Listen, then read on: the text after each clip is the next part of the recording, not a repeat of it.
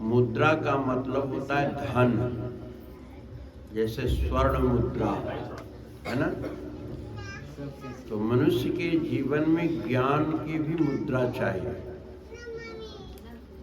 आप संत सद्गुरु के पास जाते हैं तो क्यों जाते हैं? ज्ञान के लिए। और वह ज्ञान जो मुद्रा के रूप में हो, धन के रूप में हो, इसलिए आप खाली इस मुद्रा में भी कमर सिद्धि करके बैठेंगे कि इतने मात्र से कई आत्म प्रेरणा अपने आप जगने लग जाती है। क्योंकि अंगूठा जो है ईश्वर गुरु का प्रतीक है, ये उंगली जीव मन का प्रतीक है, और ये 3 अंगुलियां त्रिगुणात्मक है, रजोगुण तमोगुण सतोगुण की प्रवृत्ति। मन हमारा आत्मा ईश्वर को भूला हुआ है और हमारा मन त्रिगुणात्मक प्रपंच में उलझा हुआ है। तो कम से कम प्रेरणा लेने के लिए ये मुद्रा पर्याप्त है कि आप धार्मिक साधना क्यों करें, जब तक क्यों करें, क्योंकि आपका मन में ज्ञान उत्पन्न हो, ज्ञान की मुद्रा से आपका मन मस्तिष्क भरे। इसके लिए आप मेरे साथ 3 दफा ओम का उच्चारण करेंगे। ओम का उच्चारण भी बतलाएंगे सत्संग के क्रम में। फिलहाल ओम, कमर सीधी, श्वास पूरा भरें और धीरे धीरे श्वास छोड़ते हुए ओम की ध्वनि निकालेंगे।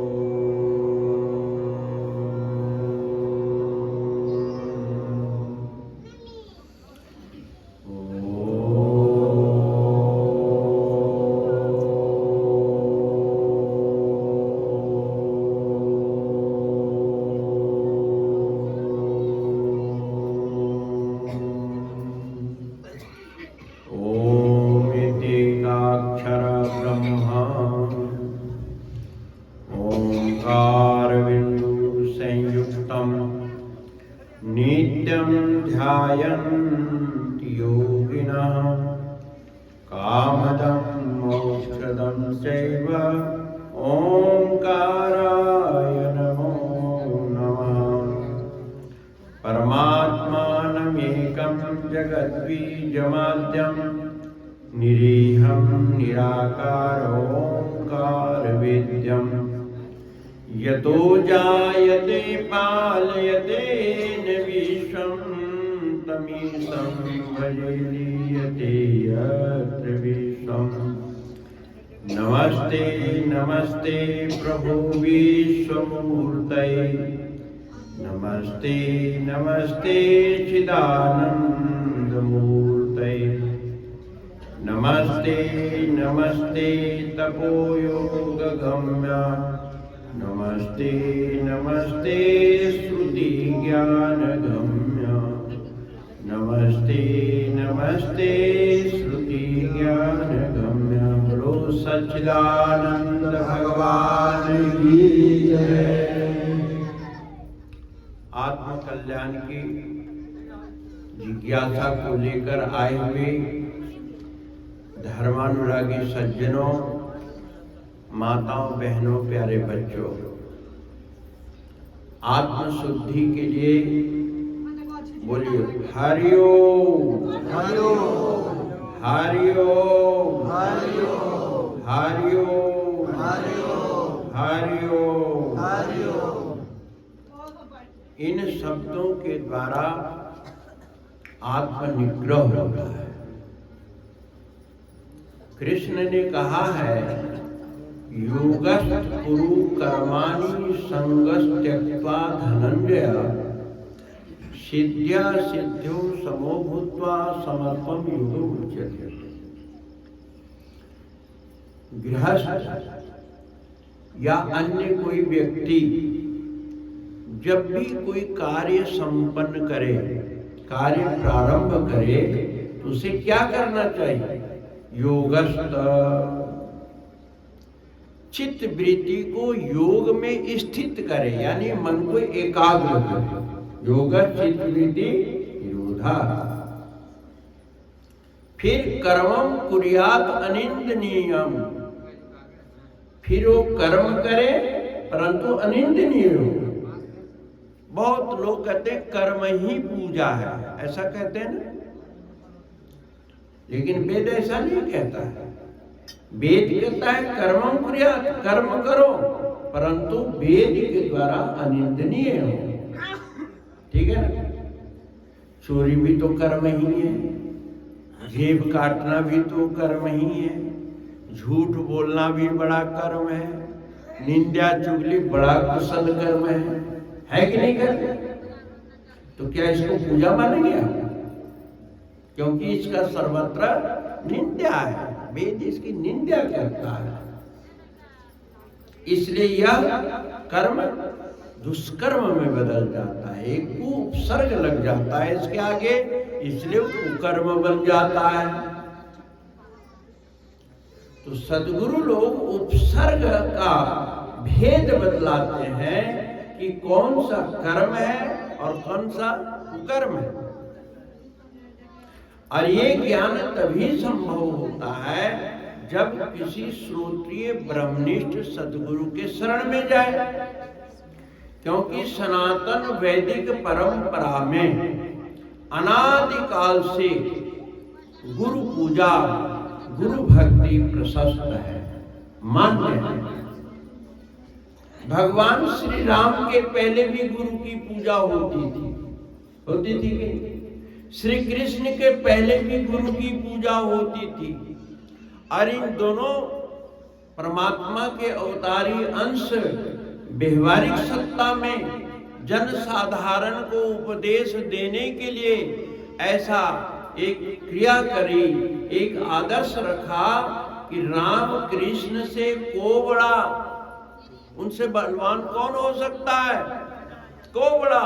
तीनों ने गुरु कीने, उन लोगों ने भी गुरु किया और तीन लोग के वेधनी गुरु आगे आधी, गुरु के आगे हाथ जोड़ते। गुरु महाराज जी के आगे हाथ जोड़ने से कोई छोटा नहीं होता। और गुरु का दो और प्रतिबिंब है, माता और पिता।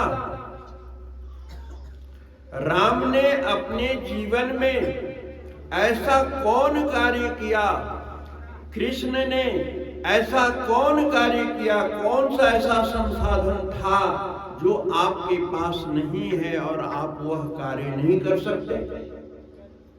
क्योंकि परमात्मा ने प्राणी मात्र को एक पूंजी दी है और सर्व संपन्न पूंजी दी है। आप तो हम लोग अपने अपने बच्चों को अधिकारी भेद से पूंजी देते हैं, अरे तू इसका काबिल नहीं है, ऐसा कहते हैं ना।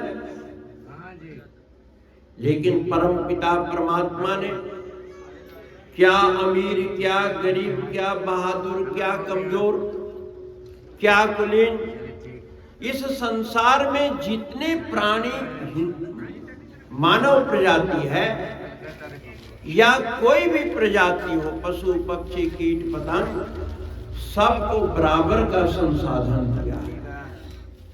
जैसे सबको दो हाथ, दो पैर, दो आंख दिया है कि नहीं? सबको दिया। कृपया मोबाइल पर बात बंद कर दे, मोबाइल स्विच ऑफ कर दो तो सबसे अच्छा। बोलो सच्चिदानंद भगवान की जय। सबको बराबर पूंजी दी है ना।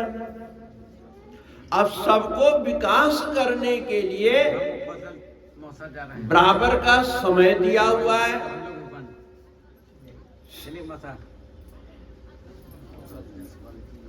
श्री राम जय जय राम, श्री श्री राम जय जय राम। श्री राम जय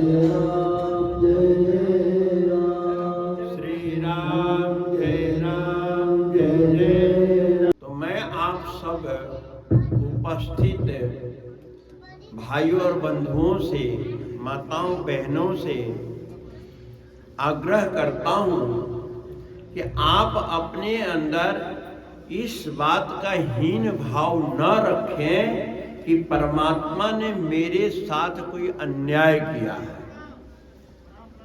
भगवान श्री राम ने क्या कहा? सो परत दुख पावई, सिर धुन धुन पछताई। अब काल ही, कर्म ही, ईश्वर ही मिथ्या दोष। अगर कोई इंसान अपने दुख, दारिद्र्य, कलह, क्लेश, अपने अशांति का कारण समय को दोष देता है, नहीं कहता समय ऐसा चला है, कलयुग है। तो क्या इस कलयुग में ये सतगुरु महाराज जी नहीं हुए? क्या कलयुग में नानक कबीर नहीं हुए? कलयुग में क्या स्वामी विवेकानंद आदि नहीं हुए? हुए ना? तो उनको कलयुग ने क्यों नहीं व्यापा? आपको क्यों व्याप रहा है? सर्दी हो रही है और सबको नमूनिया क्यों नहीं हो रहा है भाई?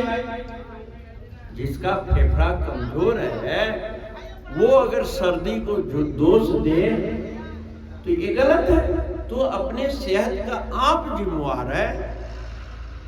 तेरे फेफड़ों की रक्षा वायुमंडल थोड़े न करेगा, तो तुम्हें वायुमंडल को शुद्ध करना है, क्योंकि वायुमंडल को गंदा किसने किया? हमने किया। काल को दोष देना, अपने कर्म को, मेरे पिछले जन्म के कर्म ही ऐसे थे। आप लोग घर के बात ना बतलाइए, ना दूर से चल के आए। अब बात करना है तो आप गेट के बाहर जाके बात करो, कोई मना थोड़े ना है। लेकिन यहाँ पर मना है। यहाँ पर पति जी सो गई। अरे हम बैठे ना थे प्रभु। अरे तू तो बैठल रहो, लेकिन तार मनवा तो सूत गई ना। ऐसा ये गुरु ही बतलाएगा कि कैसे सुनना है। नमस्ते नमस्ते श्रुति ज्ञान गम्य। अगर आप तदचित होकर सुनेंगे तो एक मूर्ख ज्ञानी बन जाता है। बच्चे स्कूल में, कॉलेज के अगर लेक्चर न सुने तो डॉक्टर, इंजीनियर, वकील बन पाएंगे? और संत वचन नहीं सुनेंगे, अगर राम अगस्त की आज्ञा न सुनते, वाल्मीकि की सीख न सुनते, सबरी की सीख न सुनते, तो क्या रावण पर जीत हो पाते? सुनना अति आवश्यक। हम लोग तो सुनना ही नहीं जानते हैं, करना तो बहुत दूर की बात है। देखो कीर्तन में खटर पटर चल जाता है।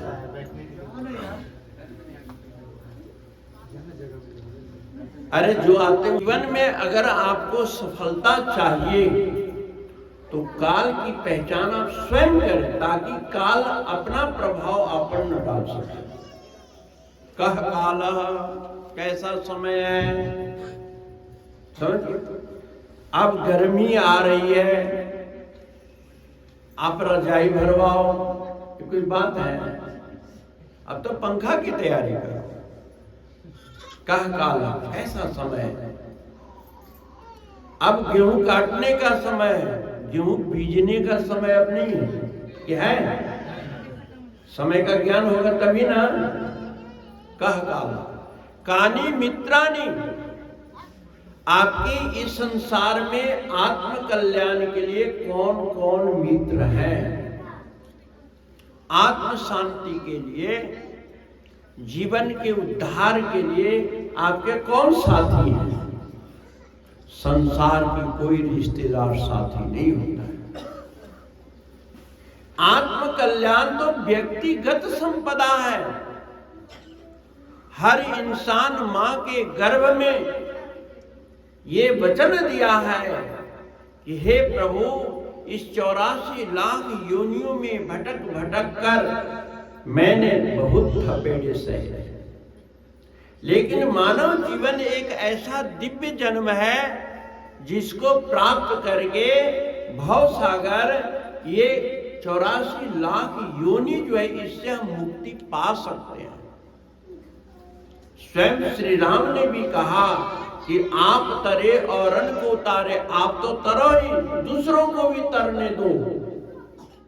आप पढ़ो, दूसरों को भी पढ़ने दो। जो न तरे भव सागर, नर समाज अस पाय, सुकृत निंदक मंदमति, आत्मा हनगत जाय।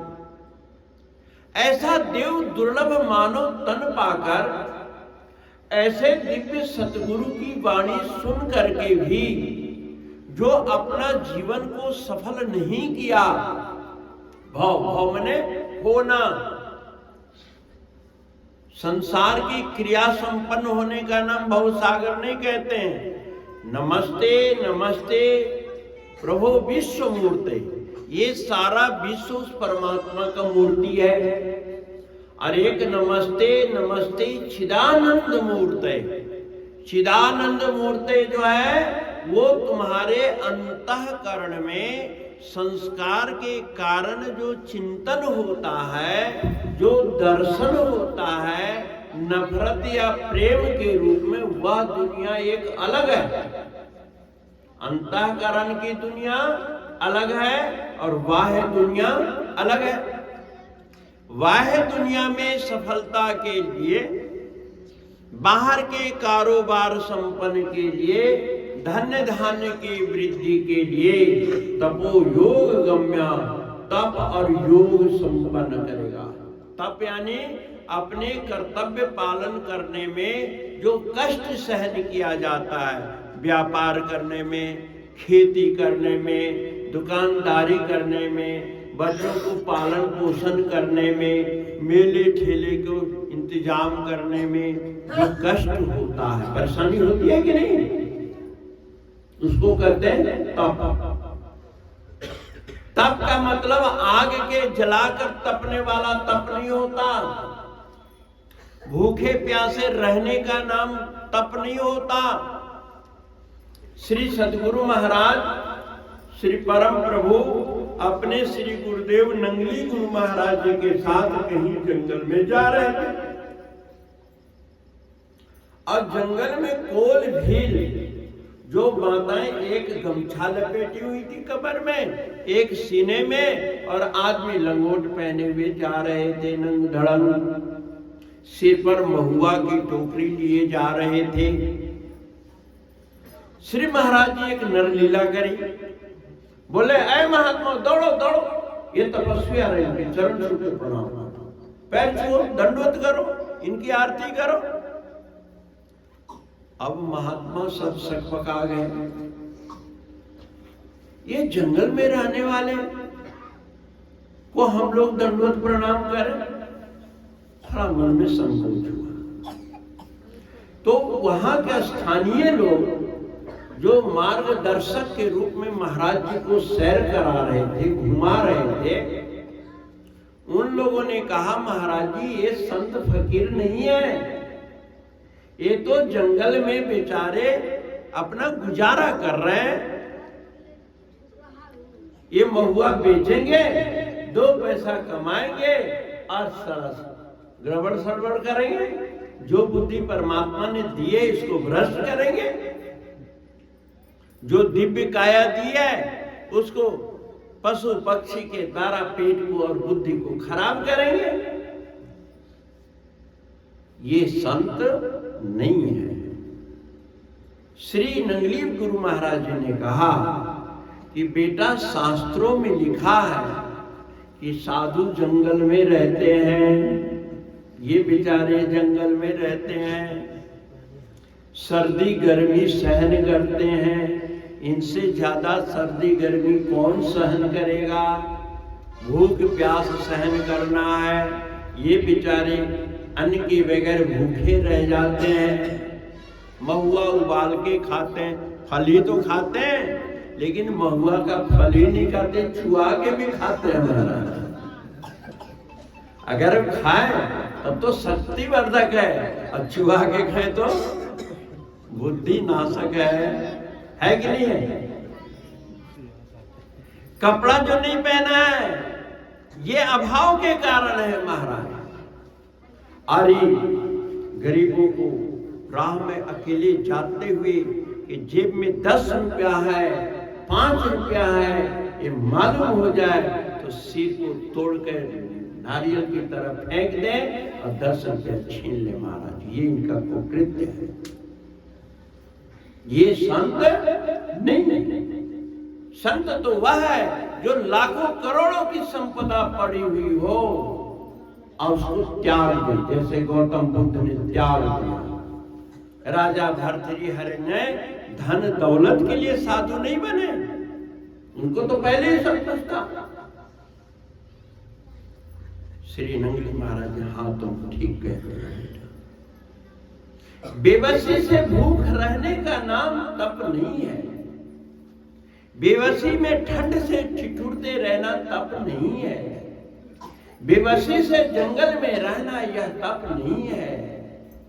श्रद्धावनत होकर भगवान श्री राम की तरह विद्वान होकर तपस्वी होकर जंगल में रहना, परोपकार के लिए जंगल में रहना, कुछ रिसर्च चिंतन मनन के लिए जंगल में रहना, यह तप है। समझिए, आप जिस सतगुरु के शरण में बैठे हैं, यहाँ एक भजन गाते थे बाबा जी, करते हुए सुमिरनवा करो सब कमवा, ये सतगुरु ने बताया है। जाओ न जंगल धुनी रमाने, कर्मों के जंगल में खुद तुम पड़े हो। माया में मन को उलझाओ मत, करो सुमिरन। कर से कर्म करे विधि नाना, मन राखो जहां कृपा निधान। कृपा निधान कहाँ है? तुम्हारे इस मस्तिष्क में है। श्री नंगली महाराज जी ने कहा कि देखो ये जो त्रिकुटी है, जहां तुम टीका लगाते हो, इसके नीचे है काल देश। क्या है? काल देश। कहां से? जहां हम लोग टीका लगाते हैं, जो दो भावों का मिलन है ना, त्रिकुटीय स्थान, इसके नीचे है काल देश।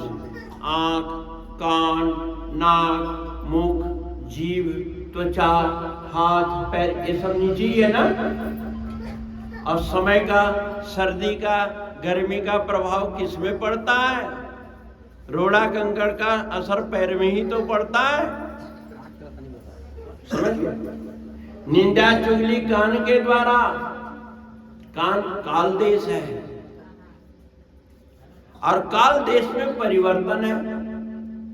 एक मौसम हमेशा एक जैसा नहीं रह सकता, आपका शरीर एक जैसा नहीं रह सकता।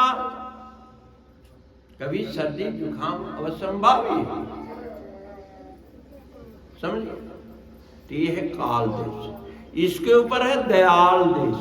क्या है? जो दया का सागर, परम पिता परमात्मा को जो बात है, भू भुव स्वः महाजन तपः सत्यम, ये अकाल देश है, जहां पर कोई समय का प्रभाव नहीं होता। जैसे आप सो जाते हैं तो आपका मन स्वप्न में दौड़ता है कि नहीं? क्योंकि वहां ये पैर नहीं जाता, वहां ये हाथ नहीं जाता। बहुत लोग कहते हैं ना, महाराज ऊपर कोई साथ नहीं जाता, मरने के बाद कोई साथ नहीं जाता। कर्मानुगो गच्छति जीव, ये कहा, सिर्फ मनुष्य के शुभाशुभ कर्म फल ही उसके साथ जाता है। क्या हुक्म है? बोलो सच्चिदानंद भगवान की जय। समझिए, शुभाशुभ कर्म सब, अच्छा बताइए, मरने के बाद तो कुछ नहीं जाता है, ये तो ध्रुव सत्य है। फिर कमाते काहे के लिए हो भाई? जो चीज साथ जाना ही नहीं है तो फिजूल की कमाई क्यों करते हैं? यही तो माया है। परमात्मा ने संसार वृक्ष को हरा भरा रखने के लिए मोह और माया का ऐसा प्रबंध कर दिया है। माता जी सामने आप बैठिए, झुंझलाहट है। आप लोग पानी में जैसे कंकड़ पड़ता है ना तो एक वर्तुल उठ जाता है। आप शांत वातावरण में अपनी चंचलता का, अनुशासनहीनता का पत्थर डाल रहे हो और इसका दोष तुम्हें लगेगा। यहाँ पुण्य कमाने के लिए, पाप कमाने के लिए थोड़े ना। परोपकाराय पुण्याय पापाय परपीडनम। किसी भी आचरण के द्वारा किसी को पीड़ा पहुंचती है वो पाप है, और किसी को परोपकार खुशी मिलती है तो वह पुण्य है।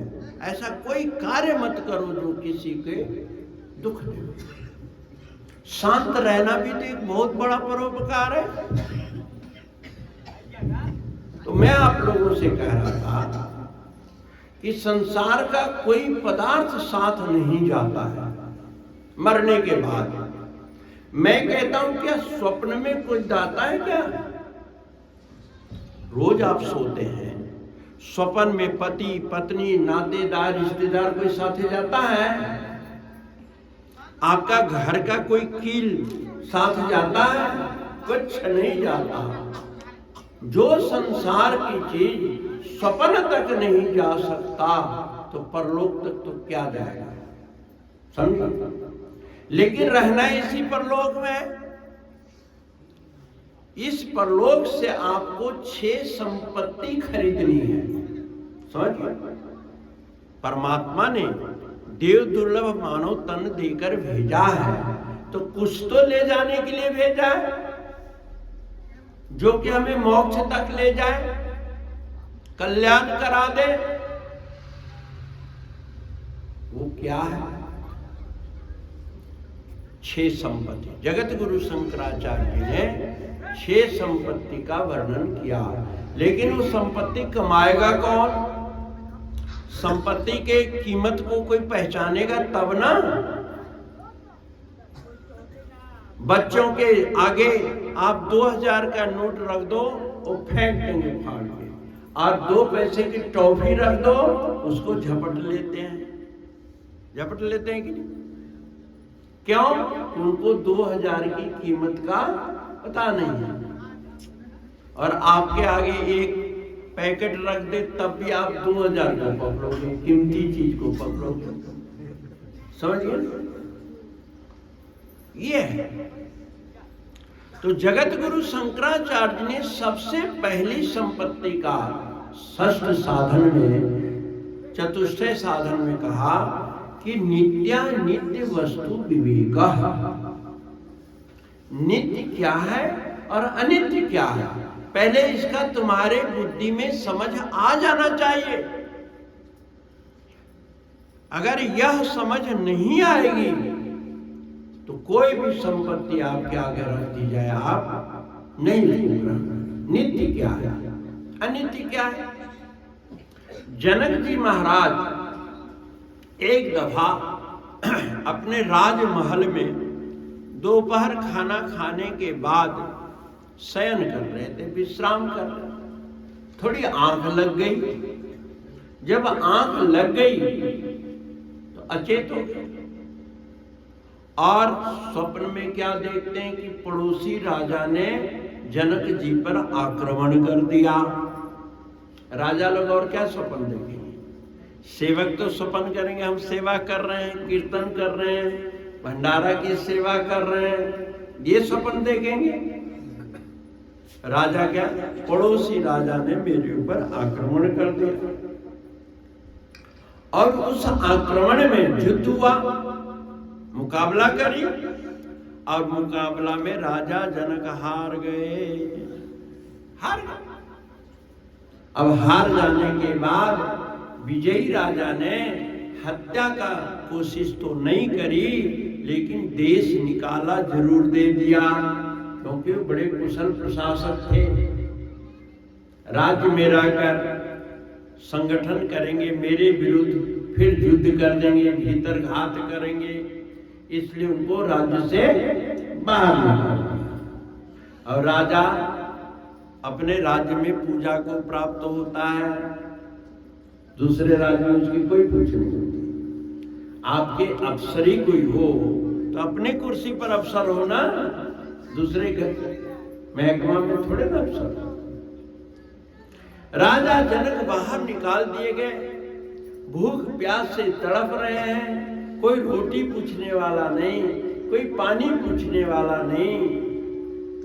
लेकिन सनातन धर्म की एक व्यवस्था है परोपकारियों के लिए कि अगर तुम्हारे पास अन्न धन है, तुम्हारे पास कुछ व्यवस्था है, तो बेटा अन्नदा जलदा सेवा आतुरस चिकित्सिका, भूखे को अन्न दो, प्यासे को पानी दो और रोगी को दवा की व्यवस्था करो। अभी कोरोना काल में बड़े बड़े लोगों ने परोपकार के कार्य किए कि नहीं किए? गरीबों का अन्न धन का व्यवस्था करी कि नहीं करी? चिकित्सा की भी व्यवस्था करी। ये पुण्य कार्य है, ये भक्तों के लिए कृत्य कार्य है कि आप मेहनत करके जो 2 पैसा भविष्य निधि के रूप में अर्जन करते हो, उसको अपने परिवार के लिए और अपनी जनता के लिए करो, क्योंकि जनता होगी तभी तो तेरी महत्ता है। सारा संसार उजड़ जाए, तुम अकेले बचे रहो, आएगा मजा?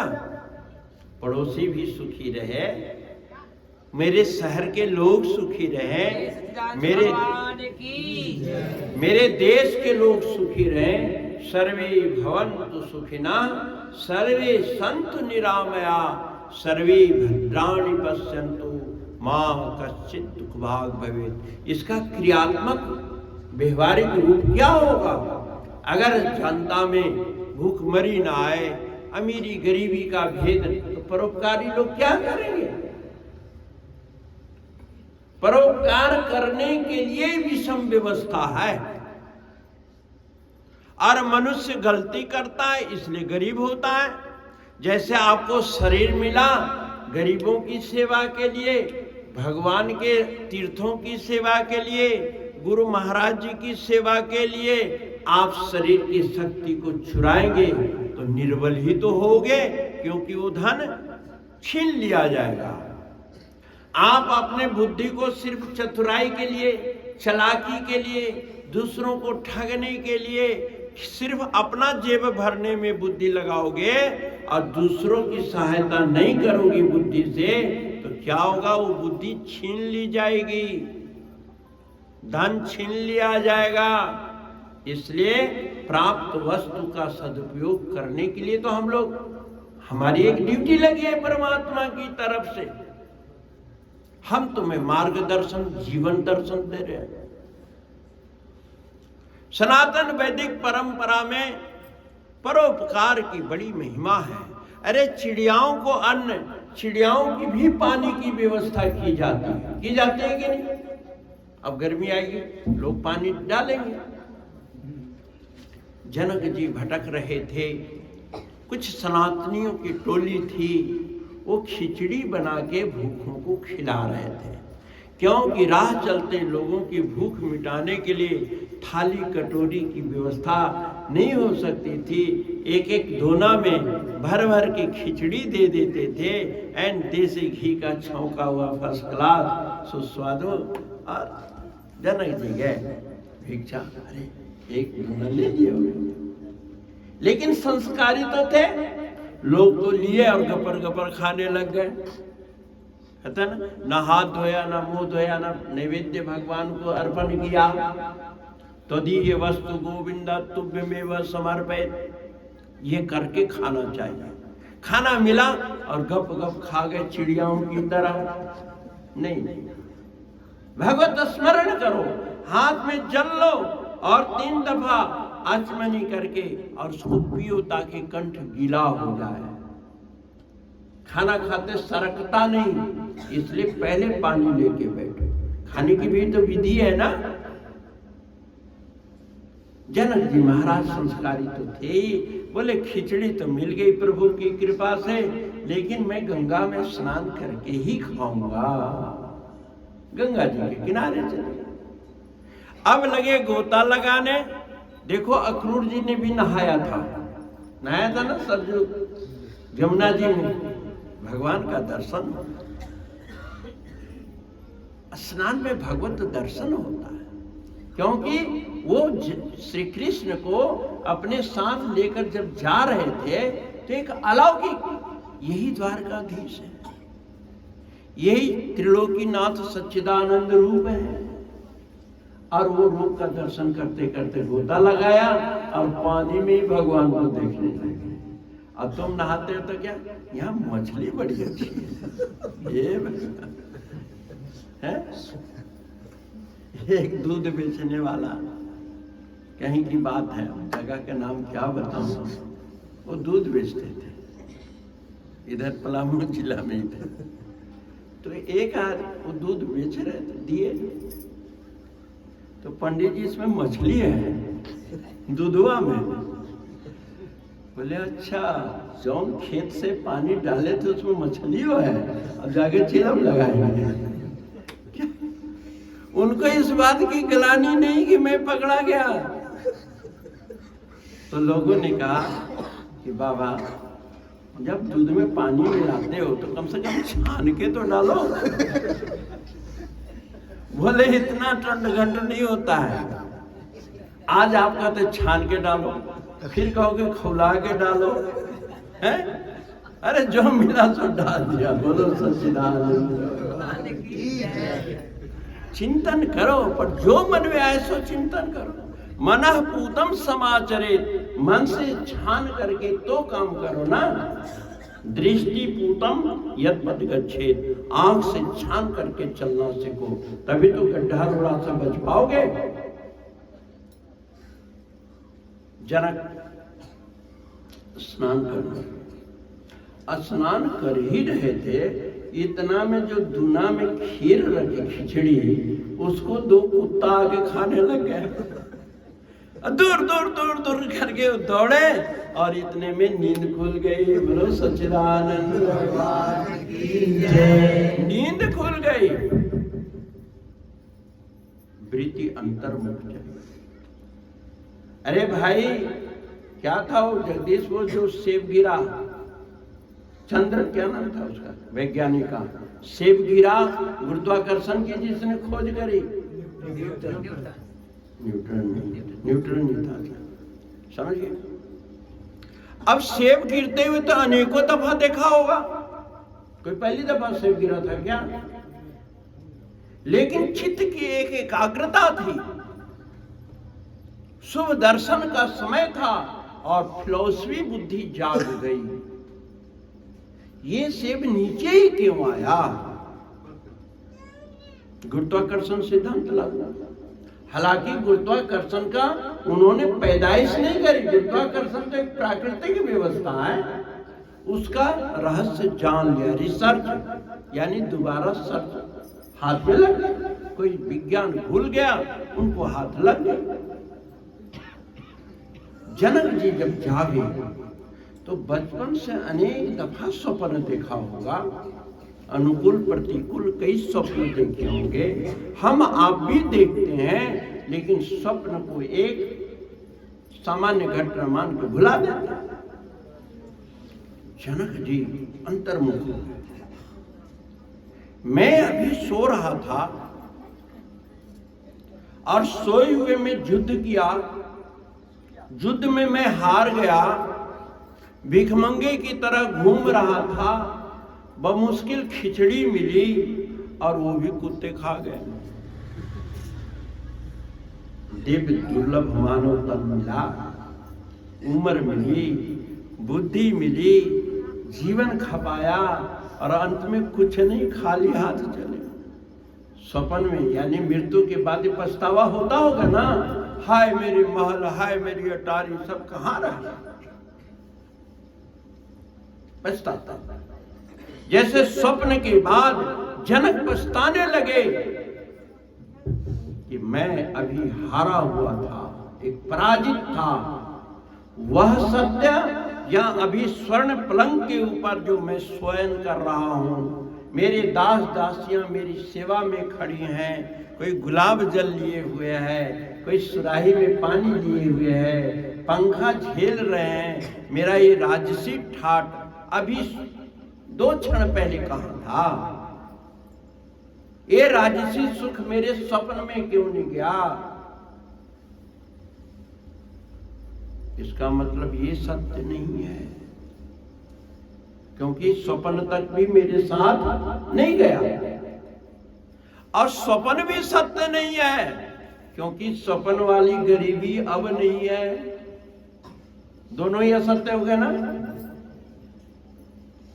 दोनों ही असत्य हो गए, और उनका दिमाग उलझ गया कि ये सत्य कि वो सत्य, यानी जागृत या स्वप्न। लेकिन ये का तात्पर्य अपने दिल में रखा, वो का तात्पर्य दिल में रखा, और उन्होंने विद्वानों की सभा बुलाई, भाई यह सत्य कि वह सत्य।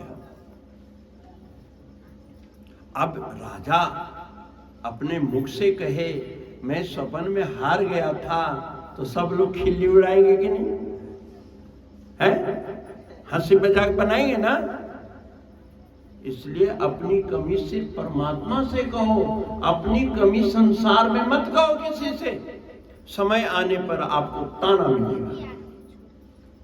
इसलिए अपनी बुराई सिर्फ परमात्मा से कहो।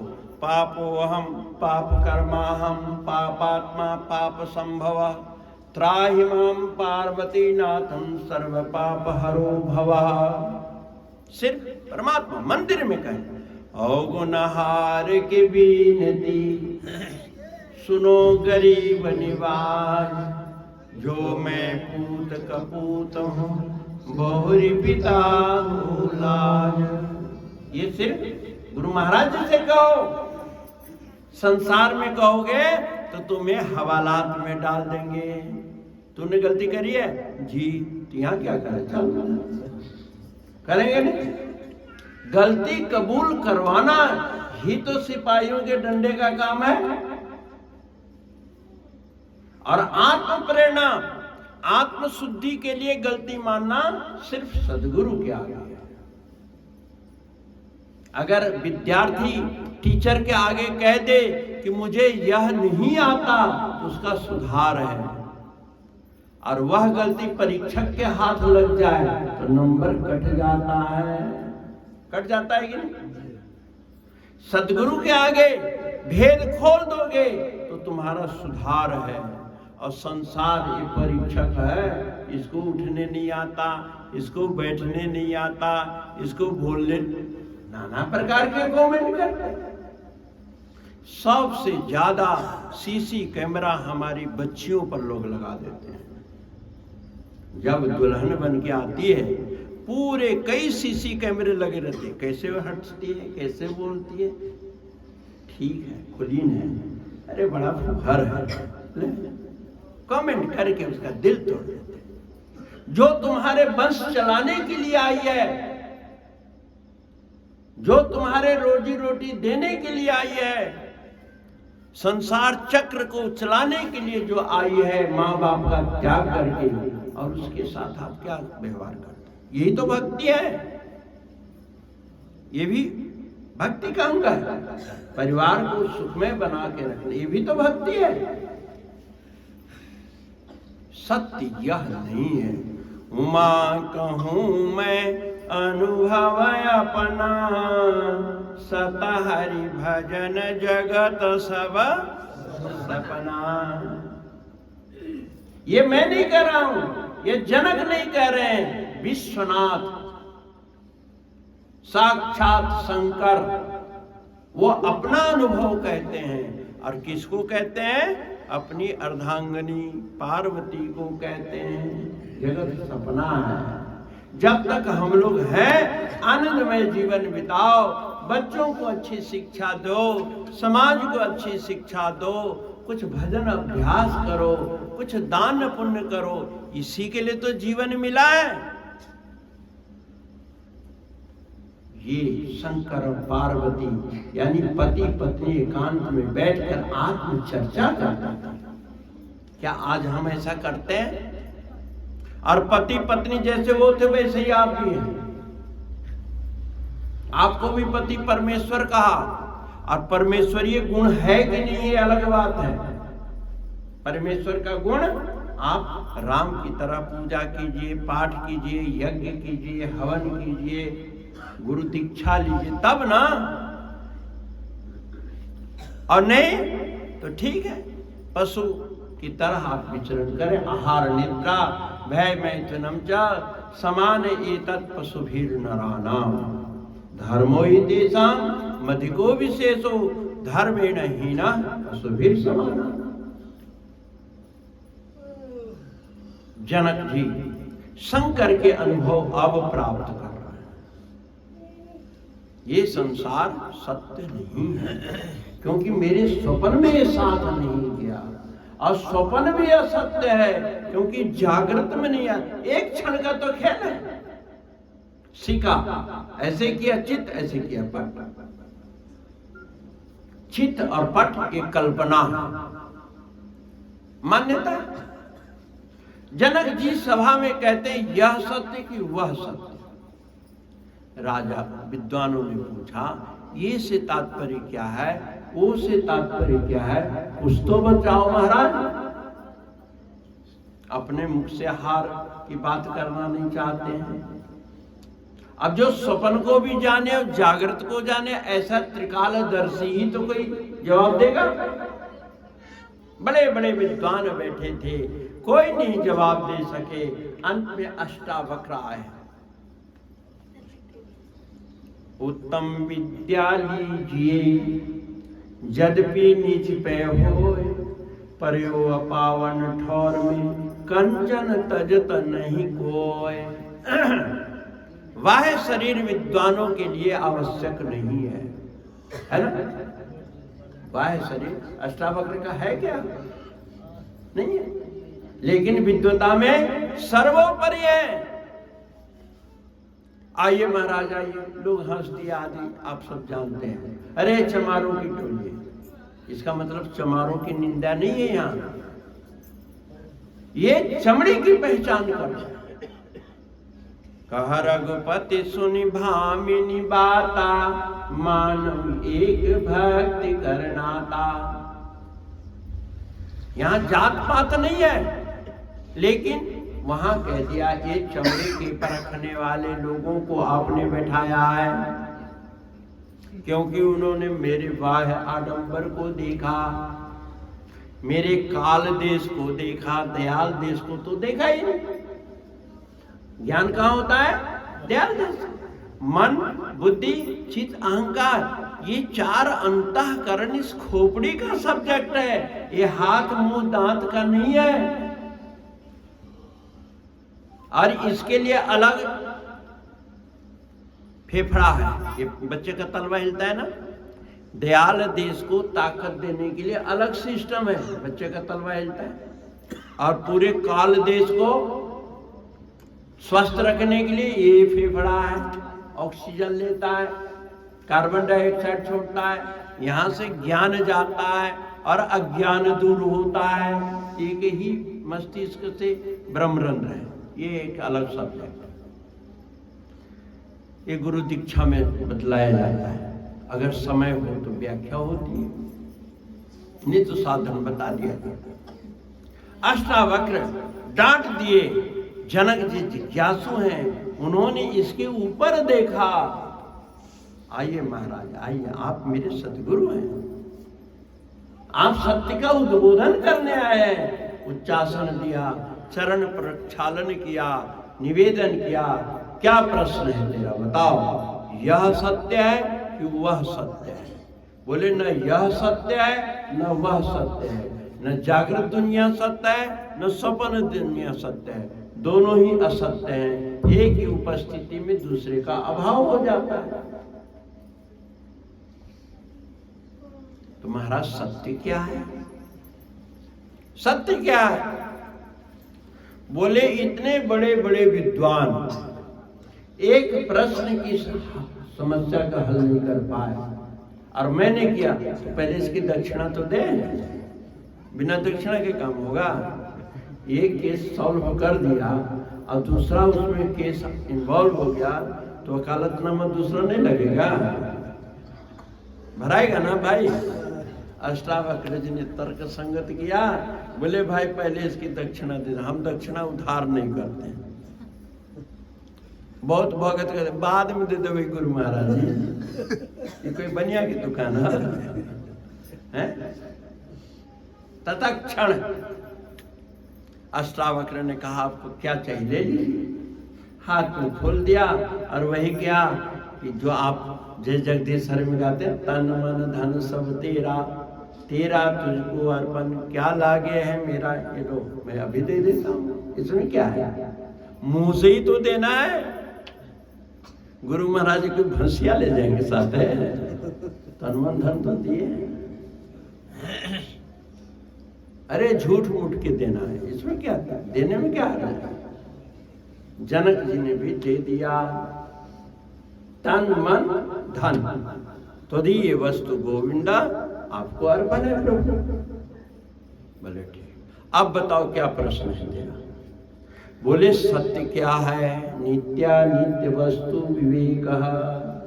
शंकराचार्य जी का चतुष्टय साधन में प्रथम साधन क्या है जिज्ञासा के लिए? सत्य असत्य का विवेक। महाराज सत्य क्या है? और महाराज आप बहुत बुद्धिमान नजर आते हैं, हम राजा हैं, तू राजा है अभी? बोले हाँ महाराज, मैं जनकपुर का राजा हूं, और मुझे अगले मीटिंग में जाना है, और आप कहीं लंबा चौड़ा जप तप यज्ञ हवन में लगा दो, मेरे पास इतना वक्त नहीं है प्रभु, मेरे को तो घोड़े के रकाब में पैर रखते ही ज्ञान दो कि सत्य क्या है। कुछ लोग कहते हैं इस हाथ के फूल इस हाथ में रखते, इतना समय में आप ज्ञान दे, कुछ भी, यानी तत्क्षण आप ज्ञान दे दीजिए, मेरे पास बहुत समय नहीं है कि मैं यज्ञ हवन जब तप करूं विश्वामित्र की तरह। बोले अच्छा तो ठीक है, अपने घोड़े के रकाब में पैर रख। घोड़ा आया और उसमें पैर रखने लगे, हाथ पकड़ के खींचा, अपने घोड़े के रकाब में अपना पैर रख। अभी दार्शनिक शब्द है, महाराज ये मेरा घोड़ा है, फलाने मेला से हम खरीद के लाए हैं, मेरा पैर है, और अभी फूल लेके संकल्प क्या किया रे? तन मन धन, तन में पैर समेत है, हम नेत्र दान नहीं करवाए हैं, है ना?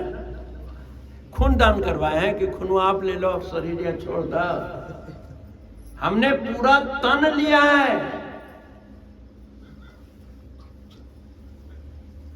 और धन, ये अटारी मटारी जितना धन दौलत खजाना है, घोड़ा समेत सब मेरा है। घोड़ा धन के अंदर आता है। जनक अवाक रहा, ला ये तो सब लूट ले जी बाबा। शुभ संस्कारी तो था ही जन, एकदम नीचे घोड़ा से नीचे बैठ गए। अरे जिस वन से मैं सोच रहा हूं, मैं मोर तोड़ते माया, यह भी तो मनवा भगवान को देती है, अब तो मेरे को सोचने का भी अधिकार नहीं है। अब आप सोचो, प्रत्येक मनुष्य के जीवन से तन मन धन निकाल दिया जाए तो शेष क्या बचेगा? आत्मा, चेतन अमल सहज सुख राशि। आत्मा के लिए भगवान ने क्या कहा? वो तो चेतन है, चिदानंद रूपा शिवोहम शिवोहम, इस मन में चला गया। जनक जी को झकझोरा, जनक क्या हुआ? बस महाराज अब आपको दे दिया तो अब आप ही संभालो, मेरे को राजकाज अब झंझट नहीं संभाला जाएगा, ताज उतारा और चरणों में रख दिया। और महाराज मुझे आदेश दीजिए, मैं जंगल में जाके तप करना चाहता हूं बद्रिका आश्रम में। बोले जा, तुमको कौन मना करता है, लेकिन मेरा तन छोड़ जा।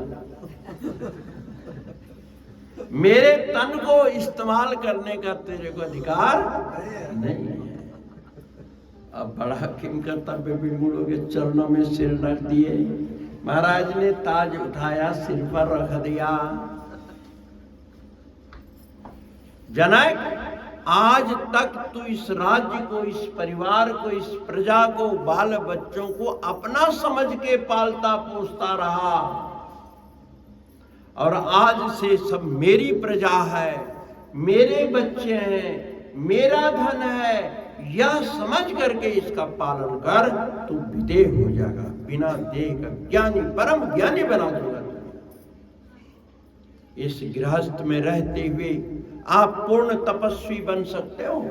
ये हमारे गुरु घर के सिद्धांत। सत्य क्या है महाराज, ये तो बतिया वहीं रह गई है। बोले बेटा, सत्य तत्वम तत्वमसि, तुम सत्य हो, तुम सत्य हो। क्यों सत्य है? सत्य का कभी नाश नहीं होता, सत्य का कभी बिछोहा नहीं होता, सत्य कभी तुमसे अलग नहीं रह सकता, इसलिए कि तुम जागृत में भी हो और स्वप्न में भी तुम थे। ये संसार वाले, ये संसार का पदार्थ, ये सेना, कोई साथ नहीं था, लेकिन तुम तो थे ना। और स्वप्न के दुनिया नहीं आई, लेकिन तुम तो जागृत में आ गए। मरने के बाद वही जीवात्मा जो स्वप्न में जाती, वही ऊपर जाता है।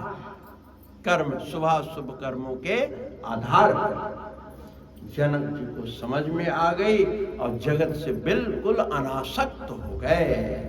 तब उनका क्या नाम पड़ा? विदेहराज।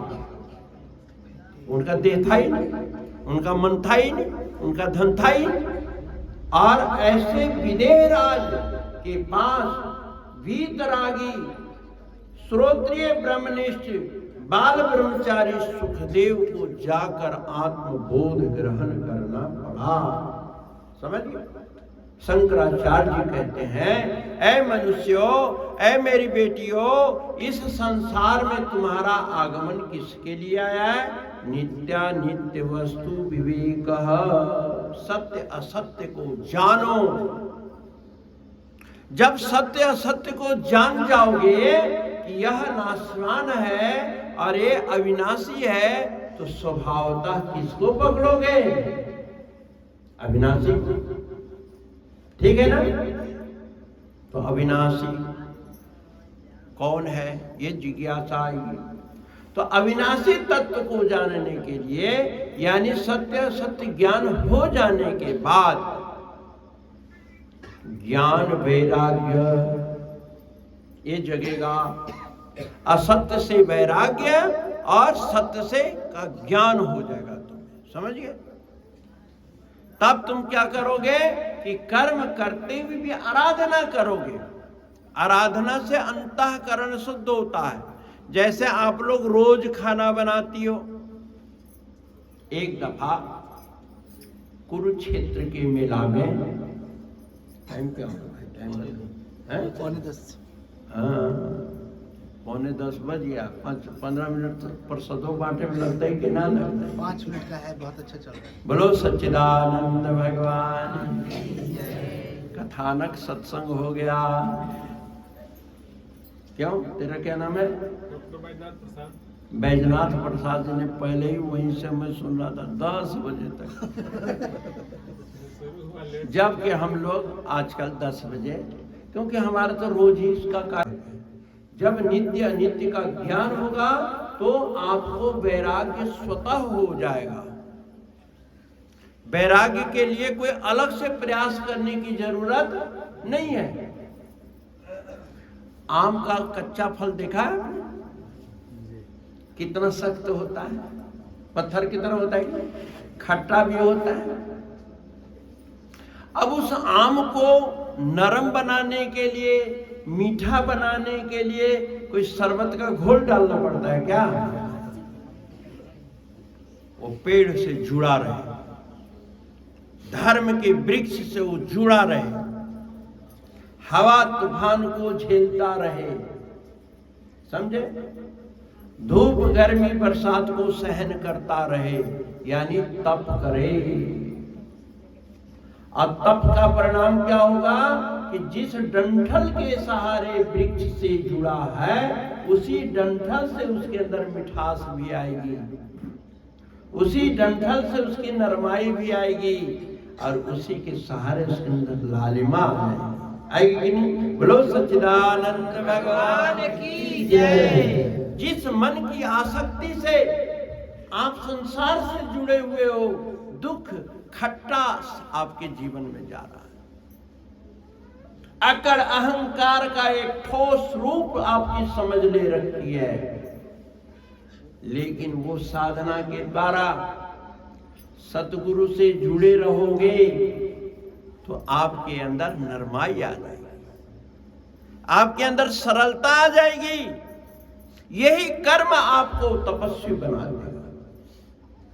अब कथाएं तो बहुत उभर रही हैं, एक एक शब्द को समझाने के लिए आपको दृष्टांत की आवश्यकता है, क्योंकि सिद्धांत आप समझ नहीं पाएंगे, सूत्रात्मक शब्दों का प्रयोग करो तो समझिए। लेकिन अब संसार वृक्ष यह कर्तव्य, जिस हाथ पैर से आप दूसरों के प्रति द्वेष की भावना रखे हो, इसी मन में सिया राम में सब जग जानी, कि अगर ये प्रवृत्ति जग जाए तो इसी मन बुद्धि में मिठास आ जाएगी। क्या रत्नाकर के बुद्धि में तपस्वी बना नहीं आया? वाल्मीकि ऋषि नहीं बने? अंगुली माल क्या कठोरता से सरलता की ओर नहीं आया? क्या बाबा भास्करानंद जी महाराज, जो बिहार के अंदर सदगुरुदेव का संदेश फैलाने वाले हैं, वो जमींदार कुल में रहने के बाद भी बहुत अकड़, बहुत अहंकार था। उनके आगे कोई जूता पहन के नहीं चलता था, कोई छाता लेकर नहीं जानता था। ये एक उस समय की सामाजिक अहंकार के अति सीमा थी। लेकिन उन्हीं समयों में 1942 में सतगुरु परम पूज्य भगवान से उनका मिलन हुआ, और कुछ दिन तक महाराज जी से सेवा या अंतिम क्षण तक जुड़े रहे।